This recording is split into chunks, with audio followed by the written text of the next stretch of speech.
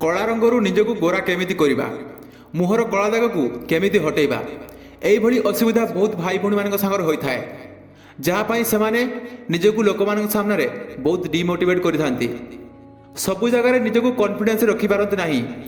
आज भिडियो मु आपको कहबी निजर चेहरा को केमिति गोरा करेंगे कहीं बहुत लोक मान इच्छा थाए गोरा होगापाई समस्त इच्छा कि मुझे गोरा देखाजी मोर चेहरा जपरी ग्लो करिवो किंतु समस्त इच्छा पूरा हो पारि न थाए। कौ लोकर चेहरा गोरा होता है तो आउ कहार चेहरा कला होता है। एमती भी देखा जाए कि खरा एवं गरम कारण भी लोक मानकर चेहरा कला पड़ जाए। ता छड़ा प्रदूषण वातावरण एवं धूलिमाटीर कारण निजर ग्लो को हर बसंती आउ चेहरा कला पड़ जाए आ मुहर व्रण बाहर लगी था आ कला दाग हो जाए जहाँपाई आपणकर मुह एकदम बेकार देखा जाए। आपणकर काहारी को मुह देखा इच्छा हुए नहीं आपण लोक मान सामना को आसी पारत नहीं कहीं गोटे लोकर फास्ट इंप्रेशन होची लास्ट इंप्रेशन आपण एई कथा को निहाती शुणिथिबे किंतु जदि आपण कौन सी जगह जाउछंती तो सेठी आपणकर परिचय आपणकर चेहरा आपणकर कपड़ा ही करिथांती हेले आपण कपड़ा भल पिंधि देई थांती किंतु जदि आपणकर मुहरे कला दाग व्रण एवं मुह जदि कला देखा जाए तो लोक आपण सहित कथा बा दूर कथा आपणकर मुह को देखा कहीं चाहिए ना। आज दुनिया में सबू लोक मान इच्छा जेपरी भल देखा हे आई सोशल मीडिया वाला फिल्टर व्यवस्था करिसेंती।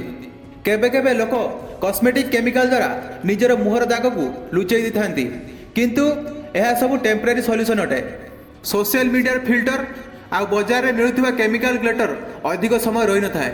बहुत गुड़ाए लोक एडभांटेज देखी ऑफर चक्कर आसी दामी प्रोडक्ट किणी थांती किसी चिंता न करी किंतु एइभली एड देखी नैथिबा डिसीजन आपणकर हेल्थ आ वेल्थ उपरे बहुत प्रभाव पकेइबो कहीं मार्केट रे मिलुवा प्रोडक्ट रे बहुत प्रकार केमिकल मिसा जाई थाए जहा द्वारा आपणकर बॉडी पई बहुत क्षतिकारक।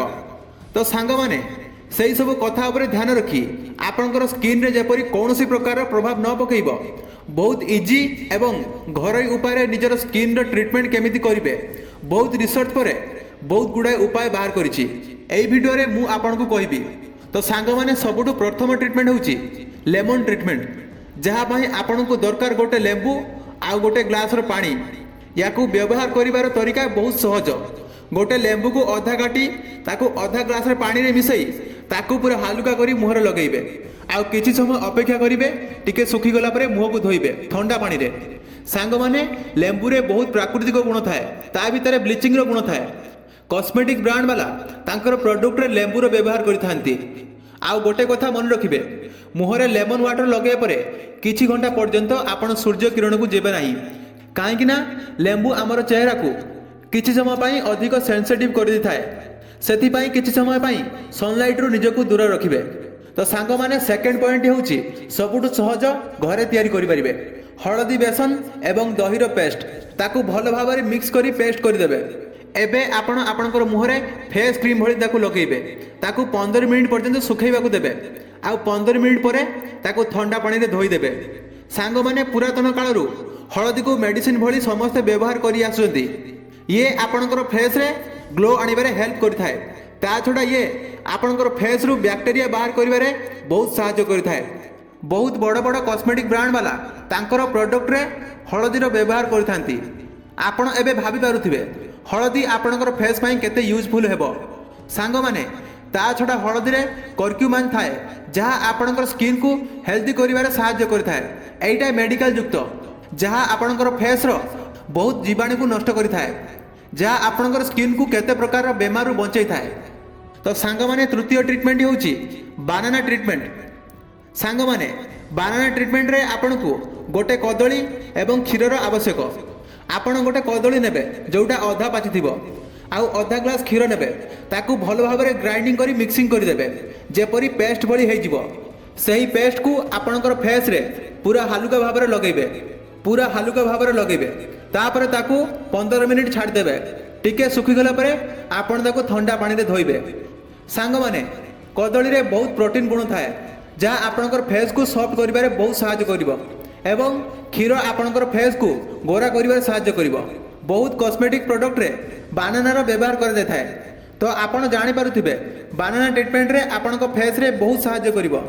तो सांग माने 4 नंबर ट्रीटमेंट होउची कुकुम्बर ट्रीटमेंट। एही ट्रीटमेंट रे आपण को दरकार काकुड़ी आउ किछि पानी। आपण 100 ग्राम काकुड़ी कि नहीं पीस पीस करी काटी देबे एवं हाफ लीटर पानी नहीं ताकू गरम करंतु। जेतेबेले पानी गरम हेई अधा हेई जिवो ताकू ओल्हाई आनी ठंडा कर देबे। सेही पानी रे आपणकर चेहरा को धोई दियंतु आउ गोटे नरम कपड़ा रे निजर मुह को पोछंतु। एही भली प्रत्येक दिन करंतु देखिबे आपणकर मुहर कला रंग धीरे धीरे गोरा रंग रे परिपूर्ण होई जिवो। सांग माने काकुड़ी रे पोटासियम आउ मैगाजिन रो गुण थाए जहा आपणकर चेहरा को सॉफ्ट एवं सुंदर करिथाए। सेथिपई बहुत गुड़ाई कॉस्मेटिक ब्रांड यार व्यवहार करिथांती। आपण व्यवहार कर देखंतु देखिबे आपणकर बहुत फायदा हबो। निजर कला रंगर चेहरा को गोरा करिया को हेले 5 नंबर ट्रीटमेंट होउची पोटाटो ट्रीटमेंट। आपण को किछि कॉटन रो दरकार आउ आलू दरकार। आलू रो रस बाहर करी ताकू तुळा रे भिजे देबे तापर ताकू मुहर लगेबे। 15 मिनिट परे मुहरे रस सुखी गला परे ताकू ठंडा पानी रे धोई देबे। सांग माने आपण माने तो जानती खाद्य रे जदी आलू नथिबो तो सेही खाइबा भली लागि न थाए। आपण कोनोसी रोसई करथिले सेही रोसई रे निहाती भाबरे आलू पकैथिबे नहले खाद्यर टेस्ट आसे नाही। आलू भितरे बहुत प्रोटीन रो गुण थाए सेलेनिन रो गुण थाए जहा हमर बॉडी को बहुत प्रोटीन जगै थाए। बहुत गुड़ाई कॉस्मेटिक प्रोडक्ट रे आलू रे व्यवहार करा जाय थाए।